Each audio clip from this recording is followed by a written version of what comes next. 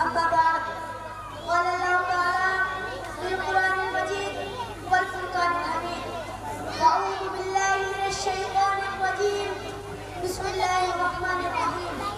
وننزل من القرآن ما هو شفاء ورحمة للمؤمنين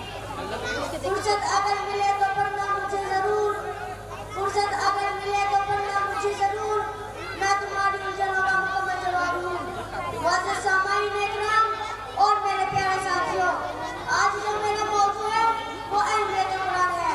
ساتھیوں قرآن ایک مکمل ضابطہ حیات ہے کون سی مشکل کون سی الجھن ہے جس کا حل قرآن میں موجود نہیں یہ قرآن اللہ تعالیٰ کا حق ہے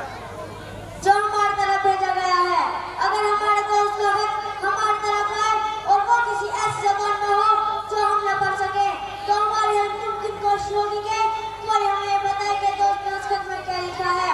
مگر افسوس اللہ تبارک و تعالیٰ کی طرف سے آئی ہوئی اس کتاب کے بارے میں ہمیں کبھی محسوس نہیں ہوا کہ اس میں کیا لکھا ہے ساری زندگی گزر جاتی ہے اس کے بارے میں جانے اور سمجھے بغیر اور ہم پڑھتے رہتے ہیں مکملی گراف میں ایک اونچی جگہ قرآن رکھا ہے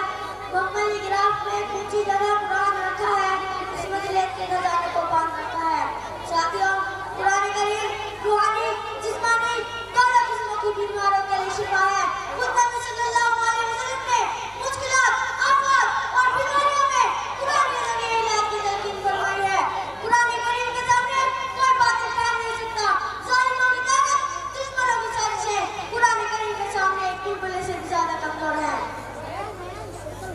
ہم نے قرآن کریم کے سامنے 12 دشمنوں کو فائٹ اور حاصل ہوتے دیکھا ہے اپنی کلا کالا جادو قرآن آیت کے سامنے ٹوٹتے بکھرتے اور بھاگتے دیکھا ہے ہندوستان کے جوگی پنڈت سادھو اس کلام کے سامنے بے بس ہو گئے اور پکار اٹھے یہ بہت اعلیٰ کلام ہے ہم اس کا مقابلہ نہیں کر سکتے مگر افسوس اللہ تبارک و تعالیٰ کی طرف سے آئی ہوئی اس کتاب کے بارے میں ہمیں کبھی محسوس نہیں ہوا ماشاءاللہ